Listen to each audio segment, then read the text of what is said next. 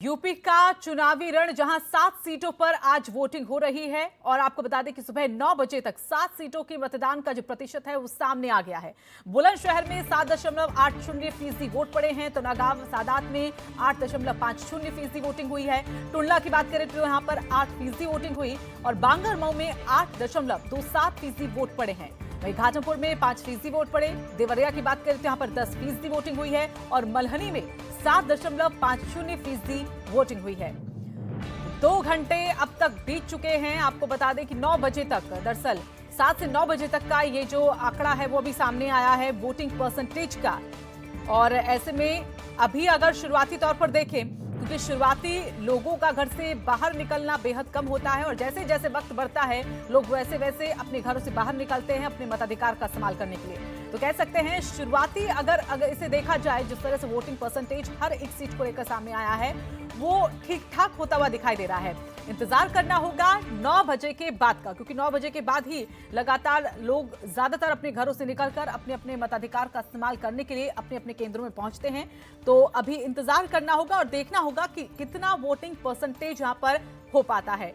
हालांकि कोरोना का काल है और ऐसे में जाहिर सी बात है कि लोग कहीं ना कहीं अब भी डरे हुए हैं कोरोना को लेकर कि अगर वो वहां पर जाते हैं तो उन्हें संक्रमित होने का खतरा है। हालांकि तमाम अगर केंद्रों की बात करें तो वहां पर पूरी व्यवस्था की गई है। अपनी सेफ्टी के साथ आप अपने घर से बाहर निकले और अपने मताधिकार का इस्तेमाल जरूर करें। लोकतंत्र के इस महापर्व में वो शामिल हो। निकिता सरीन फिलहाल हमारे साथ हमारी सहयोगी जुड़ गई है। निकिता, जो परसेंटेज 9 बजे तक सामने आई है, क्या उसे ठीक कहा जाए अभी तक? जिस तरह से महज 7 सीटें हैं, इतना उत्साह लोगों में नहीं है इन चुनावों को लेकर।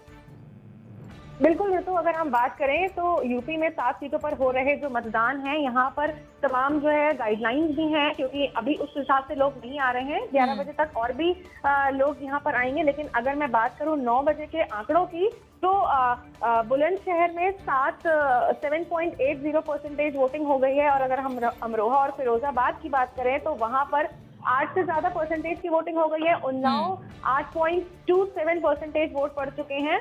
और अगर हम घाटमपुर की बात करें तो वहां अभी तक सिर्फ 5% ही वोटिंग हो पाई है और देवरिया में 10%। तो इन जो पूरे 7 सीटों की अगर हम बात करें तो देवरिया में अभी तक 10% 9 बजे तक वोटिंग हुई है। अब 11 बजे से फिर से जो आंकड़े आते हैं उसका हिसाब से पता चलेगा। फिलहाल उतनी परसेंटेज में अभी लोग नहीं आ रहे हैं, लेकिन सरकारें अभी तक यही बोल रही हैं कि ज्यादा से ज्यादा लोग आए और यहाँ पर वोट करें। बिल्कुल निकिता, अगर इन सभी सीटों की बात करें तो लमसम हर सीट का एक ही यहाँ पर आंकड़ा दिख रहा है, लेकिन घाटमपुर की बात करें तो यहाँ पर सिर्फ महज 5% ही वोटिंग हुई है। क्या वजह ये कि वहां पर जो ईवीएम मशीन के खराब होने की दिक्कत सामने आई थी, इसी को माना जाए? क्योंकि लगभग तकरीबन 1 घंटे का वक्त बीता था जब एक केंद्र में ईवीएम मशीन खराब हो गई थी और मतदाताओं को इंतजार काफी करना पड़ा।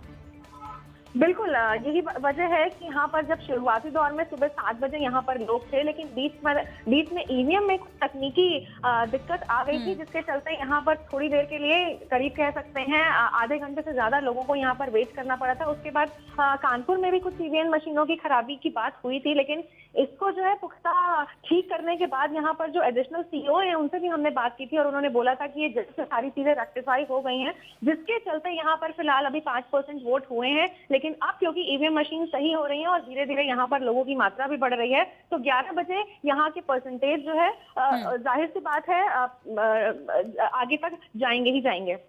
चलिए, धन्यवाद आपका निकिता, हमारे साथ जुड़ने के लिए।